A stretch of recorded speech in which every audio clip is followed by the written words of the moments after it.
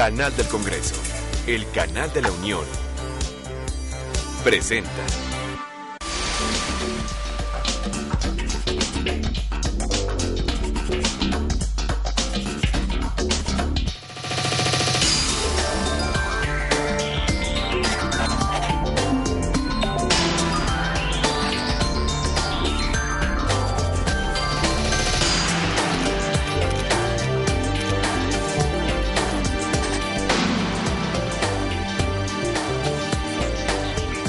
Que nos acompañe como todas las semanas aquí a través del canal del Congreso, nuestra mesa de diálogo. Muchas gracias que está con nosotros. Como sabe, ahorita ha terminado el periodo ordinario de sesiones. Se mantienen, por supuesto, hay comisión permanente, pero también hay algo que es ahí interesante. No sabemos todavía si se va a dar o no, pero existe la posibilidad, la eventualidad de que haya un periodo extraordinario. De los temas que están avanzando, que da la impresión de que van a acabar de fortalecerse y se van a consolidar, es el tema del lavado de dinero. Es un tema viejo que no se le había entrado, tengo la impresión, como se le ha entrado hasta ahora. Es decir, ahora ya se le está dando dientes a las diferentes instancias para que actúen en el marco del tema del lavado de dinero, que entiendo que hay una asociación casi inmediata de decir lavado de dinero, narcotráfico, etcétera. Hay muchas variantes, y hoy las vamos a ver, hay muchas variables respecto al tema del lavado de dinero. Bueno, 12 senadores han estado, si se me permite, pues diría esta expresión clásica de al pie del cañón, han estado todo el tiempo sobre el tema, y hoy ya podemos sacar conclusiones. Vamos a hablar de esas conclusiones con la posibilidad de que, bueno, ya hablaremos también de lo que pasa en la Cámara de Diputados. Está con nosotros el senador Ricardo García Cervantes, él es presidente de la Organización Mundial de Parlamentarios contra la Corrupción y además es de la lista nacional, senador por el Partido de Acción Nacional. Ricardo, como siempre, es un gusto. ¿Cómo has Javier, estado? el gusto es todo mío y compartir el programa contigo y con Jesús Murillo Caram es siempre un honor. Bueno, sí, creo que tenemos una buena pareja, perdón que lo diga yo. El senador Jesús Murillo Caram, presidente de la Comisión de Gobernación, él es senador por el Estado de Hidalgo del Partido Revolucionario Institucional. Jesús, muchas gracias. Al contrario, Javier, gracias a ti. Yo creo que hay que seguir haciendo el programa aquí, o lo quieren hacer en el Senado Nuevo, aquí, ¿no? Aunque esté más lejos, aquí, ¿no, Jesús? Pues mira, a mí me daría mucho gusto que fuéramos los dos los últimos en tener el programa aquí. Sí, pero lo que yo siempre digo, ¿no, Ricardo? Que este es el programa que tiene la mejor escenografía de la televisión Sin duda nacional. alguna. Perdón, con respeto, no es un afán de soberbia de mi parte, ¿no? Bueno, A mí me gusta más aquí. Sí, ¿verdad? Sí. Es como más, tiene más lo suyo. Bueno, a ver, Ricardo, yo creo que podemos entrar, si les parece, Jesús, Ricardo, empezando. A ver, ¿por qué se llega al tema del lavado de dinero? ¿Qué es el lavado de dinero? ¿Se lava mucho dinero en el país? ¿Y qué significa lavado de dinero? Es decir, ¿se mueve el dinero sin que nadie se entere? ¿O más bien se enteran los que se tienen que enterar para que se lave, no? Bueno, el lavado de dinero como delito, es decir, como una actividad asociada a la comisión de delitos que generan una ganancia, por supuesto ilegítima, ilícita, pues bueno, tiene muchos años de ser una necesidad de legislar. Existen la tipificación de conductas penalizadas o penadas por la ley, pero hasta ahora se dota de una legislación exprofeso y adecuada a dotar al Estado de las mejores herramientas posibles para detectar las operaciones que con dinero producto de delitos, ahora estoy tomando el cuidado de no decir exclusivamente narcotráfico, porque tú tienes toda la razón, mucho dinero que se obtiene, de prácticas corruptas, del ejercicio de la función del servicio público, de licitaciones, de enriquecimiento ilícito, que luego tiene que pasar a formar parte de un esquema para poder disponer de él legalmente o libremente. Bueno, todo ese proceso es lo que se conoce como el lavado de dinero, blanqueo de capitales, y yo solamente en este momento señalaría que el organismo de la OSDE, Organización para la Cooperación y el Desarrollo Económico, propone un instrumento internacional del cual México forma parte, lo propone en 1997, lo firma México y el Senado de la República lo ratifica en 1999. Desde entonces a la fecha, habría la necesidad de haber legislado para evitar el cohecho o la defraudación de recursos en contrataciones en donde participan extranjeros. Luego está la Convención Interamericana contra la Corrupción y posteriormente la Convención de Naciones Unidas contra la Corrupción, que igualmente son instrumentos internacionales de los cuales México forma parte y han sido ratificados por el Senado, y también imponen la obligación de incorporar al orden jurídico interno una serie de medidas, de normas, de legislación para combatir la corrupción y, por supuesto, posteriormente su introducción al sistema financiero para apropiarse de manera pues ya blanqueada, ya limpia de recursos de procedencia ilícita. Entonces quedémonos con ese término de la procedencia ilícita. Ahora en el Senado de la República, ¿no? Decir procedencia ilícita es amplio, ¿no? De donde venga, no es necesariamente como no necesariamente del narcotráfico. Sin embargo, por supuesto que nosotros pusimos, y me refiero, cuando digo nosotros, me refiero a los senadores de todos los grupos parlamentarios, y Jesús lo podrá explicar mejor. No tengo empacho en decir que seguramente sabe más que yo de cuestiones de seguridad y de todos estos aspectos de la ley de crimen organizado y otra legislación, pero el hecho es que se asume con un paquete de legislación la corrupción en contrataciones públicas, tanto nacionales como extranjeras. Se modifica la ley de responsabilidad de servidores públicos y se crea la ley de operaciones para la detección y prevención de operaciones con dinero de procedencia ilícita, a partir de la iniciativa presentada por el Ejecutivo, de iniciativas presentadas por senadores, de diferentes grupos parlamentarios, y también teniendo como insumo, por supuesto, las recomendaciones y los contenidos de estos instrumentos internacionales, y también, digámoslo con claridad, porque esto, y con esto termino, esto ha sido también una presión de organismos internacionales, del Fondo Monetario Internacional, del Banco Mundial, de la OSDE y de la propia Interpol. Pero también hay ahí la pretensión de que el lavado de dinero o la detección de operaciones con procedencia ilícita estuvieran enfocadas al financiamiento al terrorismo.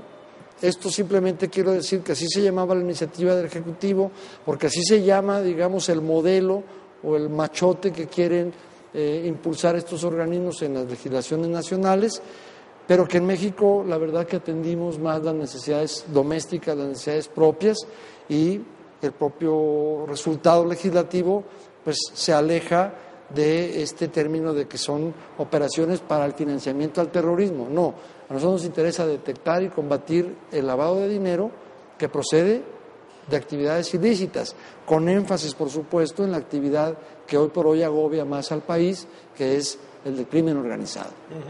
Jesús, digamos, ahí, bajo esta plataforma para continuar, te planteo, digamos, más allá del narcotráfico, ¿ustedes tienen información, referencias de que se lave mucho dinero en México más allá del narcotráfico? Mira, es evidente. O sea, el problema del lavado es un problema viejo, que no era tan grave en cuanto a sus efectos sociales, muy grave en cuanto al efecto que producía hacia el interior, hacia la vida pública del país, pero que no nos afectaba de otra manera, es decir, estoy hablando de violencia, los efectos sociales. Yo comparto absolutamente lo que dice Ricardo, es muy difícil no estar de acuerdo con él. Generalmente es muy profundo, generalmente es muy versado. ¿Y por qué no son así más a menudo todos los legisladores? No hay manera de que copiemos el modelo o alguna cosa así. No, pero esa es la verdad. Sí. Entonces, estoy totalmente de acuerdo y tomo la última parte, que es lo que me preguntas exactamente, porque sí, a nosotros lo que nos interesó enfatizar es precisamente meternos a lo que considero, creo que coincidimos también, es el núcleo que más fácilmente nos puede permitir deshacer esa delincuencia organizada que nos está causando problemas de violencia, sin que hayamos dejado de lado, lo dijo muy claro, el que podamos atender corrupción, podamos atender todas las formas de lavado que afectan la vida social. Pero el que nos inquieta, el que en este momento requiere una atención muy especial, es precisamente el que nos está produciendo violencia, el que nos está produciendo incluso pérdida de capacidad del Estado para poder manejar adecuadamente sus normas de seguridad. Y en ese sentido, enfocamos la ley al modelo único que hay en el mundo, que es el nuestro. No podemos imitar ninguna. Eso es algo a lo que nos hemos opuesto permanentemente.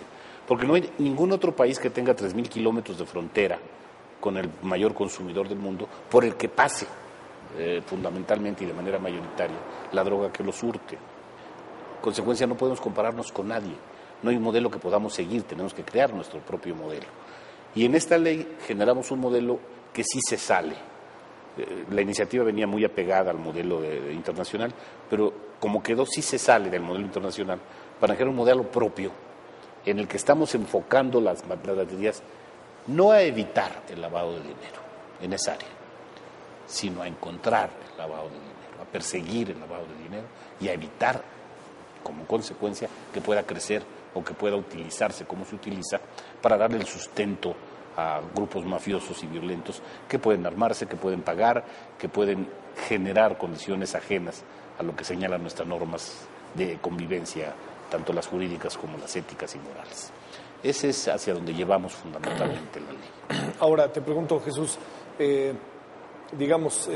¿cuestiona una ley como esta o unas reformas como estas? ¿Ley o reformas? Esta fue una ley. Esta es una ley y las otras dos son reformas. Son reformas. Sí. ¿Cuestiona nuestro modelo de desarrollo, nuestro modelo administrativo o no lo cuestiona? O sea, lo que quiero decir es, tendremos que hacer varios movimientos en el tema de administración de las empresas, impuestos, transparencia, etcétera, ¿o no? Yo creo que la forma en que quedó la iniciativa, si tú recuerdas, señalaba a esta actividad como de sujetos, no decía sujetos, decía sujetos responsables, en donde hacía como sujetos responsables a las empresas, a los notarios, nosotros la modificamos, definimos cuáles eran las actividades vulnerables, y en esa tesitura prácticamente lo que hacemos es que estas actividades vulnerables tengan una normativa que nos permita informarnos sin arriesgarlas. Y en consecuencia no modificamos de fondo su actividad. Tendrán ahora que tener información que tienen que guardar para cuando sea necesario, información que tendrán que reportar, información que tendrán que notificar inmediatamente que pudiera ser una actividad sospechosa de estar generando un lavado de dinero, pero no modifica sustancialmente su actividad fiscal, si a eso te refieres, claro, o su condición administrativa. Ahí lo que tienen que hacer es, finalmente, cada empresa, Ricardo, tendrá que también ser transparente, digamos, en el tema del narcotráfico, ¿no? Que es el tema, no sé si, el sustancial del tema del lavado, ¿no? ¿Es un asunto fundamentalmente nacional o también internacional? ¿Se lava dinero de fuera del país en el país? No, es absolutamente internacional. Ajá. Por supuesto que en materia de narcotráfico o crimen organizado, que ya ha diversificado también su actividad delictiva, no solo al tráfico de drogas o estupefacientes, sino al tráfico de armas, al tráfico de personas, de órganos, de mercancías robadas, que empezaron con vehículos, con automóviles, y ahora todo tipo de mercancías, y pasan a otras actividades de extorsión, hasta del funcionamiento normal, ordinario, cotidiano de una economía cualquiera. Pero todos esos recursos entran en un circuito financiero. Jesús, el senador Murillo, cuando señala que ningún país tiene la situación que tiene México, y aún el que me pudieran señalar más próximo, o cuando menos en los eventos más similar a México, que pudieran señalar como Colombia, un país latinoamericano, o en su momento cuando estuvo verdaderamente exacerbado las mafias en Italia, ninguno como México tiene una dependencia en su sistema financiero del sistema financiero norteamericano, porque los consumidores que pagan la droga y que la pagan en dólares y que luego viene hacia México y hacia Colombia, hacia dinero, y de México va hacia Estados Unidos, bueno, todo eso se da normalmente en dólares, o sea, no están circulando pesos, dólares. y de ahí entran a un sistema financiero que por supuesto tiene, en el caso de México, la mayoría de las matrices del sistema bancario, del sistema financiero, fuera del país. Nada más esos dos elementos son para señalar que por supuesto este fenómeno de lavado de dinero a través del sistema financiero pues es del ámbito internacional. El senador Murillo Karam señalaba los efectos que tiene las cantidades de dinero que se mueven y que también representan la ganancia del crimen organizado, particularmente el narcotráfico y ahora las actividades colaterales o asociadas que están desarrollando de forma delictiva, y que ponen en riesgo a las instituciones del Estado por su capacidad, primero, de fuego, porque con ese dinero compran armas, y el dinero de las armas también va a ir a dar a Estados Unidos, porque el proveedor de las armas es Estados Unidos. No solo pone en riesgo entonces por la capacidad de fuego, sino por la capacidad de corrupción hacia los órganos del Estado, hacia la función pública, porque, pues hombre, o plomo o plata. Y entonces esos recursos luego llegan pues al patrimonio de funcionarios públicos que protegen la actividad delictiva, y eso también se requiere lavar, y pone en riesgo entonces a las instituciones porque las penetra y las corrompe, a las policías, a las procuradurías y eventualmente pues a los poderes judiciales, estatales, federal, a los partidos, es decir, son los riesgos de las instituciones. Pero toda la cantidad de dinero que se mueve, no solo por el crimen organizado, sino también por otras actividades corruptas y delictivas, pues ponen en riesgo a la economía nacional. Entonces, estos son delitos contra la economía nacional. Mucho del recurso que está destinado a través de los presupuestos de egresos y que por supuesto vienen del pago de impuestos, derechos y contribuciones que hace el ciudadano, pues van destinados a la generación de bienes y servicios públicos. Pero si se desvían y se quedan en las bolsas privadas de algún funcionario, de alguna empresa, pues no hay manera. También daña a la economía. Entonces, digamos que el concepto general es un daño a la economía nacional. Y particularmente los recursos del crimen organizado, además de dañar a la economía nacional, dañan a las instituciones de la República, tanto por su capacidad bélica, como la que refería Jesús, como por su por su ineficacia y su deshonestidad y su defraudación en el sentido más amplio a los ciudadanos. Entonces pone en riesgo hasta la estabilidad política y la viabilidad de un Estado. Es de esa gravedad el atender el lavado de dinero. Yo creo entonces que así como en su momento asociamos que los bienes producto de un delito asociado al crimen organizado pueden ser recuperados para el Estado a través de la figura jurídica de la extinción de dominio, que no se ha puesto en práctica, pero que ahí está la institución jurídica, decir, no, tú te ganaste este rancho y esta casa ilegítimamente con actividades ilícitas, te lo quito. Pues bueno, si ya habíamos hecho eso para los bienes no monetarizados, pues ahora lo estamos haciendo para los bienes que se monetaricen y luego se introducen al sistema financiero. Eso es la intención global, integral de este esfuerzo legislativo. Oye, Jesús, tenemos que, entiendo también en una circunstancia de esta naturaleza, ponernos de acuerdo con varios países, ¿no? O sea, tenemos que hacer acuerdos internacionales, hay acuerdos internacionales como los que hace referencia Ricardo. ¿Ahí qué va a pasar? Porque estoy pensando, es muy obvio, ¿no? En el caso del narcotráfico estoy pensando en el sur. Pero no solamente en el sur, estoy pensando en unas en el norte, ¿no? En Estados Unidos. En este caso es más importante el norte. Fíjate. Porque es justamente lo que decía Ricardo, esto es un manejo en dólares, no en pesos. En consecuencia, el lavado de dinero siempre va a conducirnos a un intercambio de monedas. Pero no es en lo único que tenemos que acordar. La solución real de este problema será un acuerdo internacional de fondo, real, auténtico. Lo que pasa es que el problema lo sentimos nosotros en una versión en la que está más enfocada al problema de violencia generada por la delincuencia organizada, y nuestros vecinos, ahora los del sur ya no, pero el del norte sí, lo enfocan al terrorismo. Claro. Y son dos Visión. vertientes Sí, completamente distintas. Y hacérselos ver. Y eso es lo que nos ha impedido empezar a generar condiciones de entendimiento y de acuerdo. Y de acuerdo con cuidado, porque si el acuerdo se somete, yo he sido un constante crítico de la iniciativa Mérida, por el hecho de que aceptamos que nos dieran una cantidad de dólares. Porque así parece que es un contrato, nosotros hacemos el trabajo negro y aquellos siguen como van. Y eso a mí me parece que no es un acuerdo válido, es un acuerdo en el que ambas partes tienen que poner lo mismo de su lado, con el mismo propósito y con la misma intención. Y tenemos que definir con toda claridad el propósito.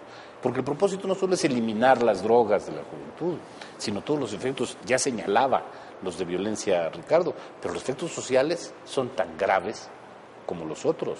Hay una corrosión de lo que significa el pacto de una nación que vivía con acuerdos, con cuestiones tan simples como el que el rojo es alto y el verde siga, y que hoy ya no son tan claras, que se van rompiendo precisamente por esas condiciones de vivir dentro de la ilegalidad o de la aceptación de la ilegalidad, o lo que es peor, del ensalzar la ilegalidad.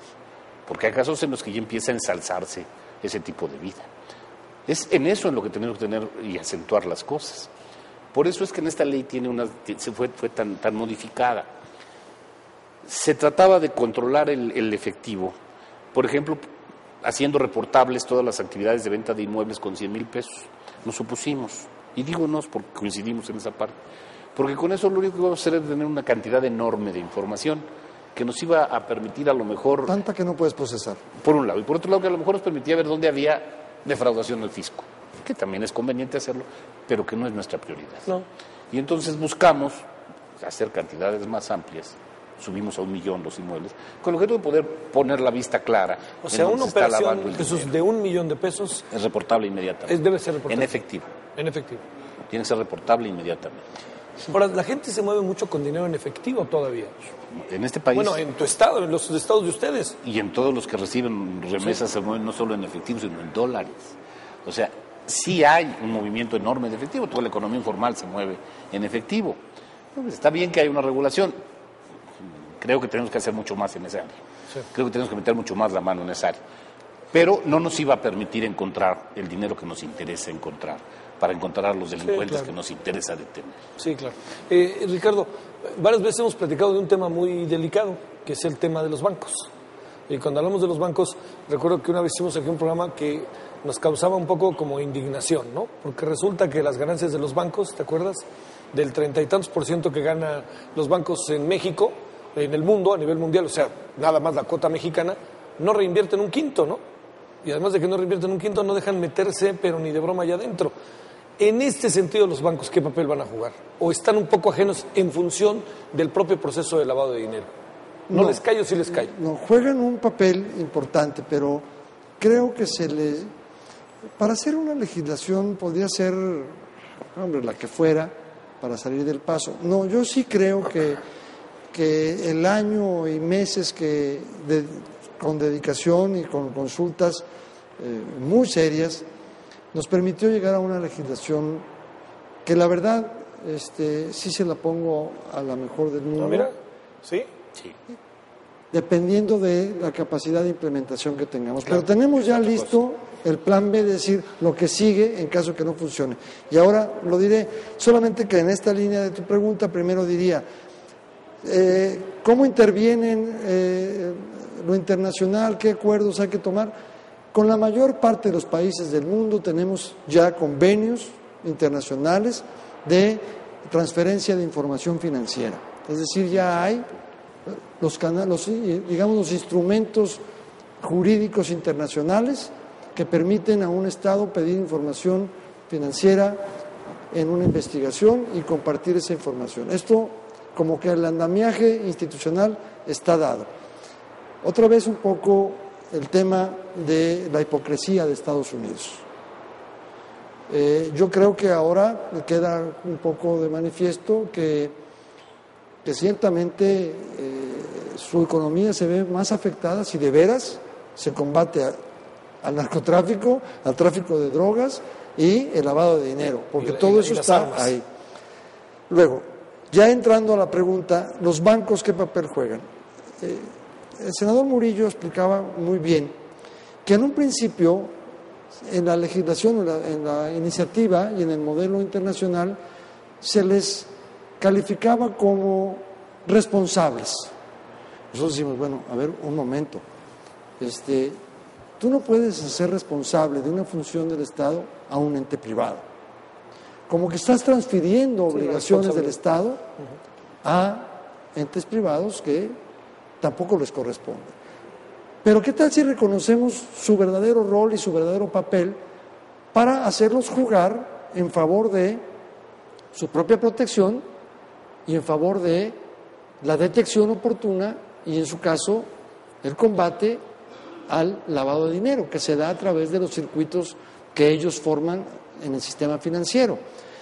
Y no hay que, más bien hay que recordar, no hay que olvidar que hay una legislación especial que regula al sistema bancario y de valores y de seguros, y que hay instancias que esa legislación especial en esa legislación tienen carácter de autoridad y que con autoridad pueden ejercer la vigilancia, la, digamos, regulación de los bancos.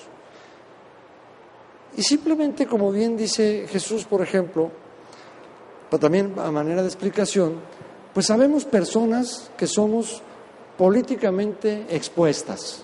Ese es un título, un carácter que tienen, pues los legisladores, los secretarios, los funcionarios hasta cierto nivel, de todos los niveles, municipal, estatal, federal, y la Secretaría de Hacienda, al ubicar que es una persona políticamente expuesta, le impone a través de su autoridad y a través de los organismos reguladores de la banca, las operaciones de estos sujetos políticamente expuestos deben ser reportables.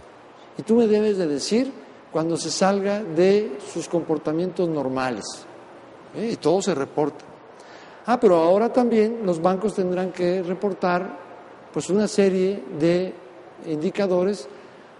¿A quién? A la Unidad de Inteligencia Financiera de la Secretaría de Hacienda, porque la Secretaría de Hacienda es, en la legislación especial que regula a estas entidades, particularmente en tu pregunta a los bancos, tiene la autoridad final.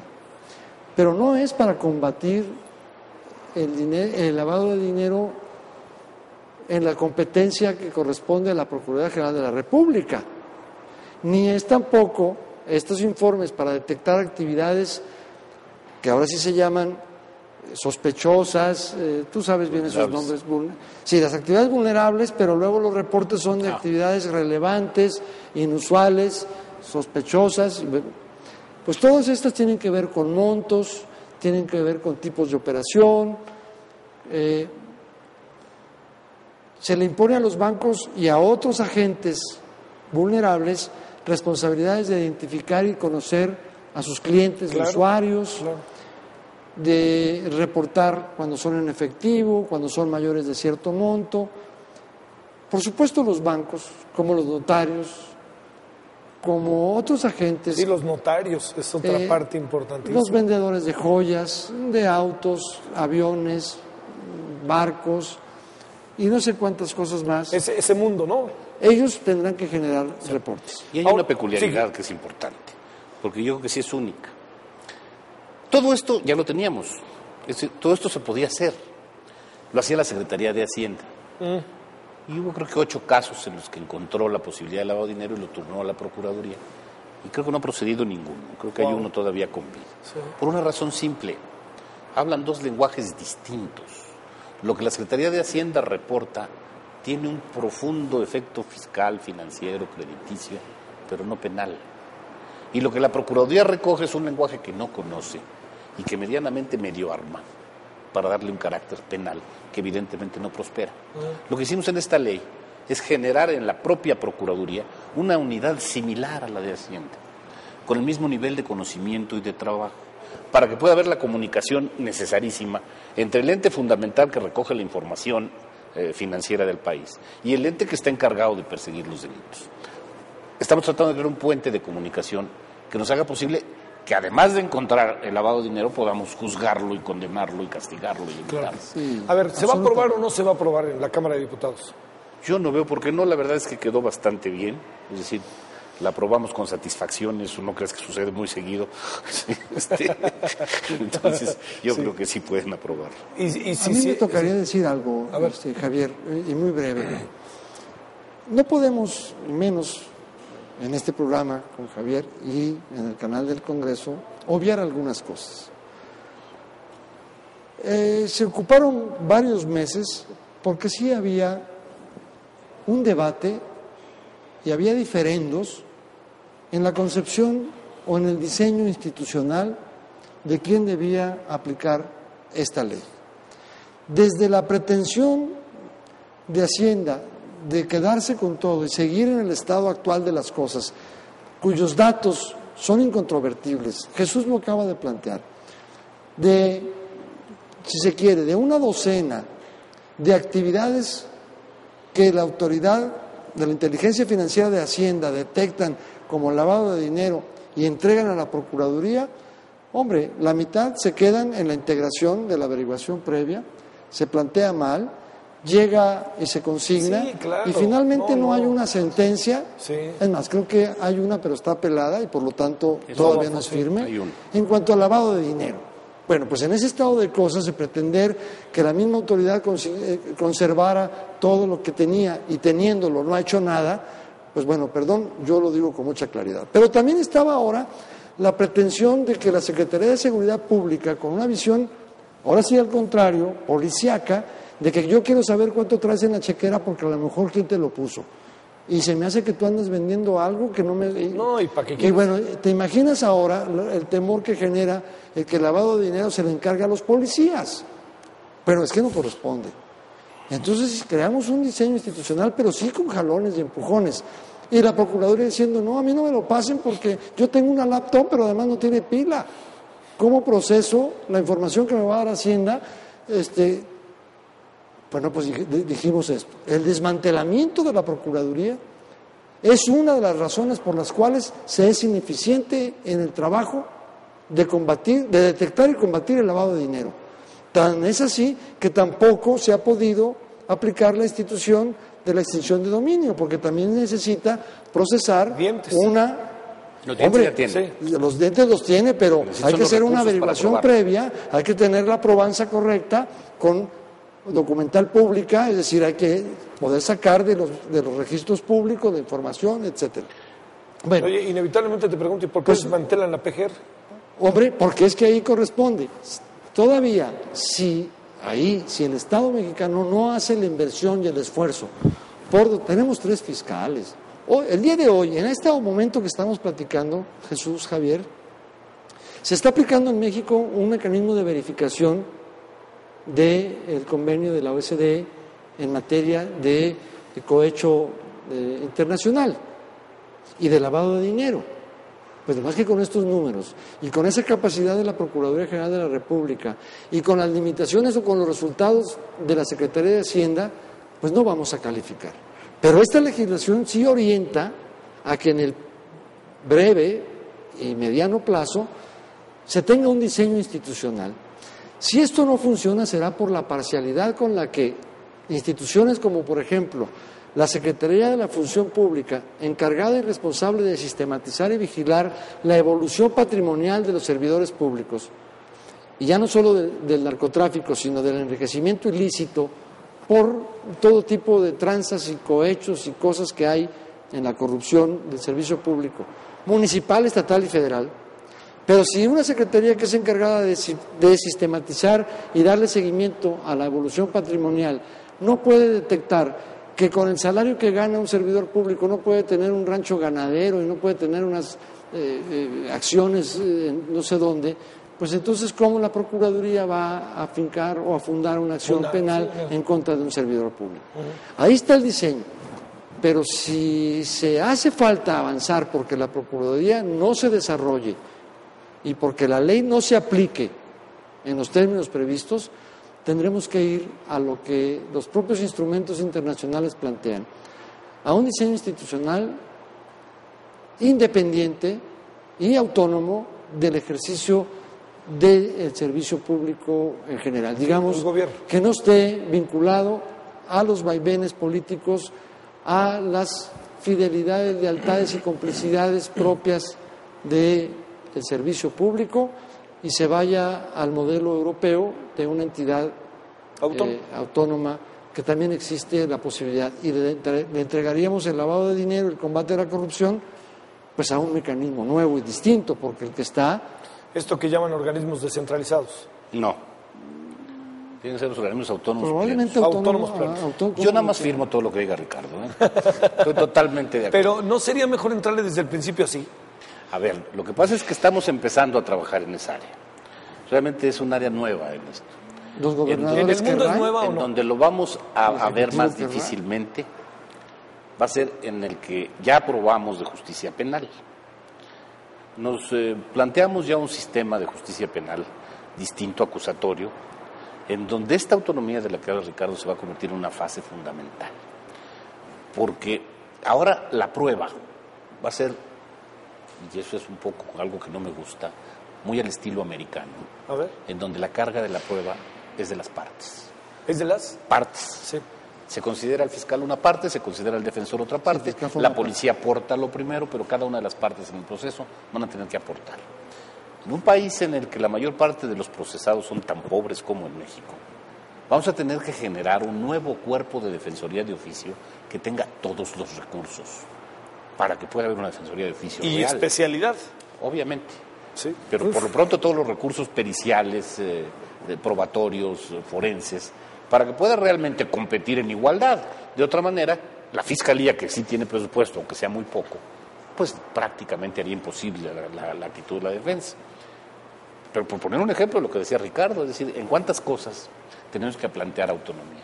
Yo te quiero decir que en ese sentido a mí me llamó mucho la atención cuando nos reunimos con el equivalente del controlador de competencia de los Estados Unidos.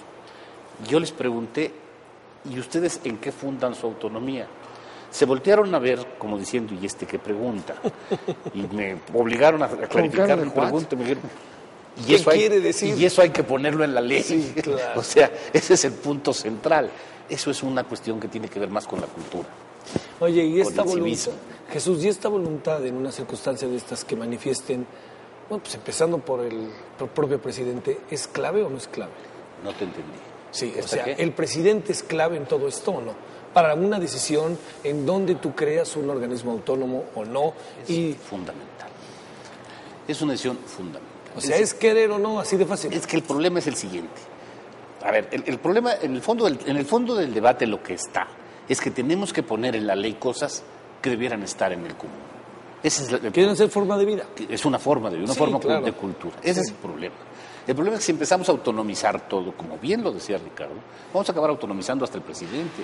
Sí, pero ¿Qué tenemos que seguir creando esa cultura? Claro. Eso no tengo duda. Porque en el fondo se está poniendo de manifiesto la necesidad de la independencia y la autonomía de la Procuraduría General de la República, es decir, de quien actualmente es titular, y digo actualmente aunque ya empieza a dejar de serlo, pero es titular del monopolio de la acción penal. De tal manera que si no ejercita la acción penal, pues queda impune. Y el problema de la impunidad es que prohija, pues hombre, la comisión de los delitos, porque de todas maneras nadie me va a acusar, y si me llega a acusar, pues no lo va a poder probar. Y si vamos a suponer que tenga capacidad para probarlo, pero como mi negocio es tan lucrativo, porque estoy hablando del crimen organizado o de una colusión de intereses económicos de grandes capitales, pues voy a tener la capacidad de una buena defensa, y en su caso, como sigue siendo parte del ambiente cotidiano la corrupción, pues de la compra de autoridades. Bueno, no, es que alguien tiene que dar el golpe de timón y romper el círculo vicioso proponiendo un círculo virtuoso de otra manera, y probablemente sea simplemente volviendo al origen de un procurador que no se ha cuestionado de saber si me está acusando porque soy de un partido distinto a él y es una vendetta, o que yo fundo mi defensa siendo culpable en que tú me acusas porque soy tu adversario político, y se desvirtúa la procuración. bueno, pues eventualmente esto tiene que ver con todo el devenir, con todas las angustias y todos los problemas que hemos tenido para construir un régimen democrático, plural, diverso, con alternancia, pero que viene, como se le bautizó, de la Feria de las Desconfianzas. Y esa Feria de las Desconfianzas del doctor Carpizo tiene que ver todavía con muchas instituciones. Ricardo me está acusando, porque como él es del PAN y yo soy del PRI, no, el michoacanazo es porque era una vendetta política. Y porque el presidente quiere que su hermana sea gobernadora del Estado, por decir algo. La fortaleza de las instituciones queda claramente subordinado al interés político. Por eso es que en otras partes, y no es porque volteemos malinchistamente a ver lo que tienen otros y lo decíamos, sino porque estamos dándole la oportunidad a que la Procuraduría, con este nuevo sistema, con estas nuevas herramientas, pues a ver si de veras funciona.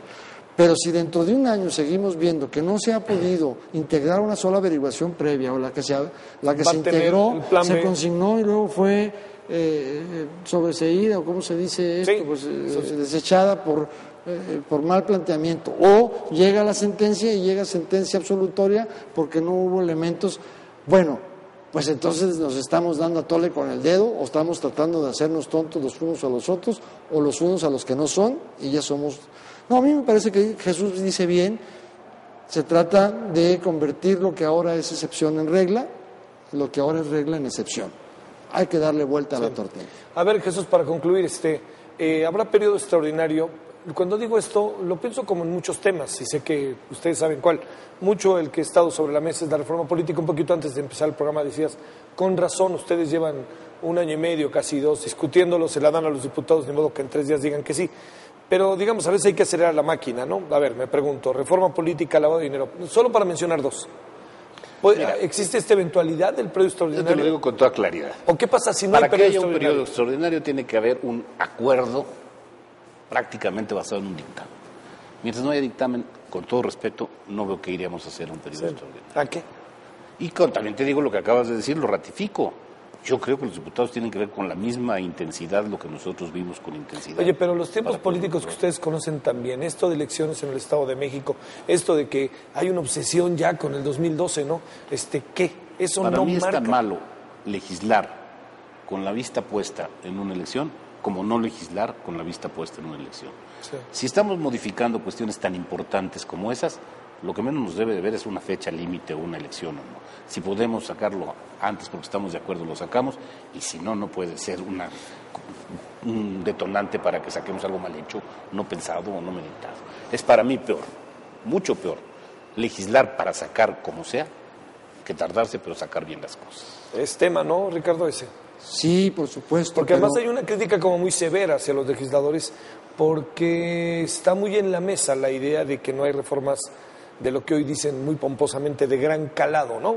Reformas a profundidad. Pues siempre que sacamos algo nos felicitan porque hemos sacado algo de gran calado, pero a los 10 días ya se les olvidó y entonces no hemos hecho nada. Esa es la verdad. Por supuesto que tienen derecho los señores diputados a conocer todo lo que está detrás de esta minuta sobre el lavado de dinero, me quiero referir. Sí. Pero por supuesto que no van a llegar a un acuerdo si no hablan, si no se juntan. Tienen que hacerlo si ya. no, es otra cosa. porque eventualmente Jesús y yo tenemos muchas diferencias. Pero creo que platicando, esforzándonos y dedicándole un año, hemos llegado a poder estar hablando solo de las coincidencias. Pues las diferencias se quedaron allá atrás en lo que no está en la ley o en lo que él me convenció a mí y a otros, a Tomás Torres y a otros, o lo que yo pude convencerlos de que era razonable y del diálogo con el gobierno. Es que ¿cómo quieren que vaya a haber acuerdo si yo no veo dónde están sentados hablando? Se critica a la política, pero la política no es más que hablar racional y razonablemente. Y lo que acaba de decir Jesús, yo no quiero saber quién va a gobernar en el próximo sexenio. Que tiene que combatir el lavado de dinero, tiene que hacerlo. No, ahora sí más que nunca, ¿no? Y si de veras quieren modificar la estrategia de combate al crimen organizado, y en lugar de estar comprando más armas y capacitando más policías y sacando más soldados, Les podemos quitar el dinero con el cual compran las armas que matan a los policías y a los soldados y corrompen a las autoridades. Y les podemos quitar a través de la extinción de dominio el producto del crimen organizado. Y entonces va a ser un cambio estratégico, pero con un diseño institucional y con la aplicación de la ley, sea el que sea, Javier. Es que esa mezquindad de decir, es que esto es para... Esto del lavado de dinero, creo que también hay que decirlo, estuvo listo en diciembre. Y se vino aprobando al final de este periodo de sesiones. De abril. ¿Por qué? Pero no fue culpa legislativa. No fue culpa nuestra. Es que el debate sobre el diseño institucional, si la Secretaría de Hacienda, la Procuraduría de la República o la Secretaría de Seguridad Pública Federal iban a ser el Juan Camaney de la ley, nos costó pues mucho trabajo. nos quitó el tiempo que le correspondía a los diputados, porque esto ya debería estar aprobado. Pero como es tan importante y como estamos dispuestos, Jesús, yo y otros, a hablar con nuestros legisladores diputados, Jesús tendrá que hacer su trabajo con los suyos y si quiere, pues yo le ayudo. Y como yo voy a necesitar que me ayude con algunos panistas y algunos... Pero esto tiene que salir. Y si se logra el acuerdo, se convoca la sesión extraordinaria que requieren los diputados, lo votan. Si el acuerdo es mañana hay extraordinario. Pero cuando hay acuerdo, de otra manera es un extraordinario. Pero el acuerdo va a haber cuando lo busquen. ¿Y saben ustedes si los diputados están reunidos para este tema o no? Sí, tengo conocimiento que se están reuniendo para los diversos temas que implicarían pero no saben, sí, un extraordinario. No exactamente sé para la reforma política, pero todos los demás que se ha comentado, sí, sé que hay un grupo. Además, un extraordinario dura una semana, ¿no? 4 días, ¿no? Hombre, por eso, porque ya va muy hecho. Sí, ya está armadito, ¿no? Está el dictamen, tiene sus firmas y ya están de acuerdo. Bueno, señor senador, ha sido un gusto. No, pero si el gusto es todo mío. Íbamos a conversar poco rato y miren, ese estuvo bueno, ese es un buen dato, porque es que el tema es... Yo hablo mucho, pero ¿no? Me emociono. No, pero además yo creo que le puede cambiar también el rumbo a la economía mexicana, en más de algún sentido. Estos son problemas, yo lo diría, y de hecho en una iniciativa que yo presenté los llamo delitos contra la economía nacional. Sí, claro. Por eso no se vale, cuando hay que aventar el hombro, meter el hombro, no hay que escurrir el bulto. ¿Aquí de qué se trata? Si la economía nacional se integra con el esfuerzo municipal, estatal, federal, pues no se vale que sí se combata la corrupción y el lavado de dinero en el ámbito federal, pero luego se nos escape por el ámbito local o del ámbito local se escurra hacia el federal con complicidades. Es decir, esto tiene que ser de forma integral. Pero por lo pronto tenemos una, creo, buena legislación. Ojalá y la aprecien los diputados, ojalá y nos informen a la Comisión Permanente que tienen dictamen y ese mismo día se les nos subimos una sesión extraordinaria. Puede durar una semana. Sí, puede durar. Lo importante es lograr el acuerdo y yo sí te digo, sé de acuerdos que han invitado a algunos en los temas que se señalaron, todavía no de reforma política, es entendible, la reforma política llegó el último día de sesiones. Sí. Pero lo que tienen que hacer es sentarse a discutirlos y buscar el acuerdo. Senador Jesús Murillo Caram, muchas gracias. Al contrario. Es un gusto, gracias que vinieron. Ricardo, muchas gracias. Senador. No, Javier, gracias. Jesús. Es un gusto. Muchas gracias a usted. Bueno, ahí está el tema. Si hay periodo extraordinario, pues aquí estaremos, ¿no? Y veremos qué es lo que pasa. Pero si no, de cualquier manera estaremos la semana que entra con usted. Muchas gracias en nombre de todos los que hacen posible este programa a través del canal del Congreso. Pásenla bien, adiós.